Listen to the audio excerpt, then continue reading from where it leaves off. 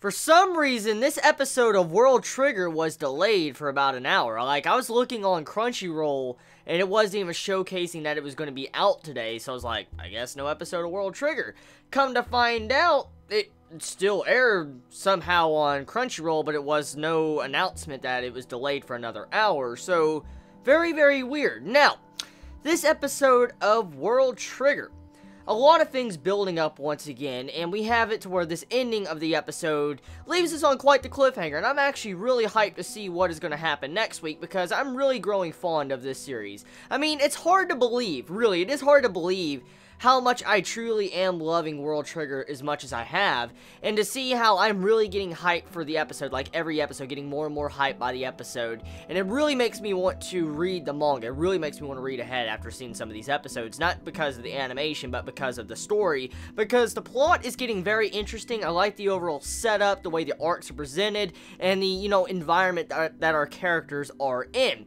Now, one thing I will point out when it came to this episode, that ending.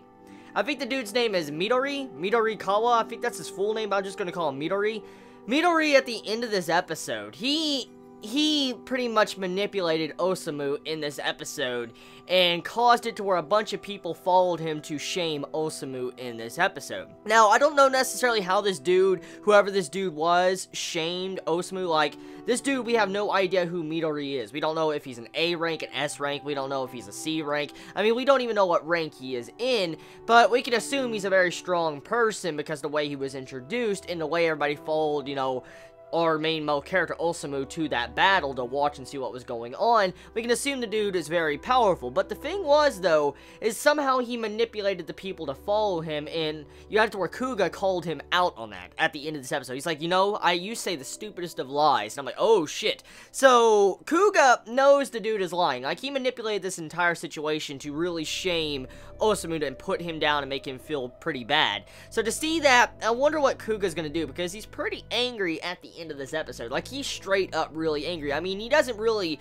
show it, like, you don't see it visually on his face, but you could tell by the way his character is acting and his demeanor, he's really pissed that Osamu got treated like that by this dude, because if it would have been a fair fight, I mean, it would have been completely fine, but since Kuga detected that the dude was lying about the entire event, clearly something shady is going on here. But the big question is, what is this dude's angle? What is he trying to accomplish by shaming Osamu? I mean, what is he trying to accomplish by fighting Kuga? I mean, what is really going on? That's the big thing we have to pull from this episode. But the first segment of the episode is pretty much introducing us to rank wars. That's what the first part of the episode is. These ranked wars that supposedly C-class ranked border agents can participate in to upgrade their points to where they could rank up to B-class and so forth, so on. We also find out that other classes can, try to go into the C rankings, but they cannot fight for points. They can use this system for practice tests and stuff like that. So to see how we have mock battles with these other classes and stuff like that, it's really interesting. It makes me want to know,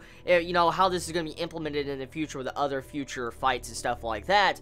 But to see the first half of the episode take a very slow pace to just introduce this rank war, getting to see Kuga kick the shit out of everybody in his path, like beating the crap out of those three people, like the trio that was, thinking they're better than everyone, that was pretty funny. I laughed my ass off at the beginning part of this episode.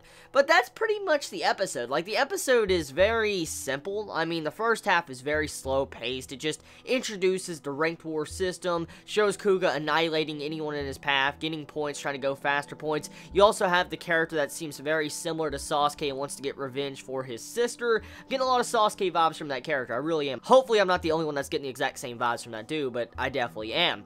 And that's it. That's the episode of World Trigger this week. I mean, of course, World Trigger's slow-paced, and so we should expect episodes like this. There's no problem, because at the very least, this series has been adapted properly to where we get all the information we need from each individual chapter.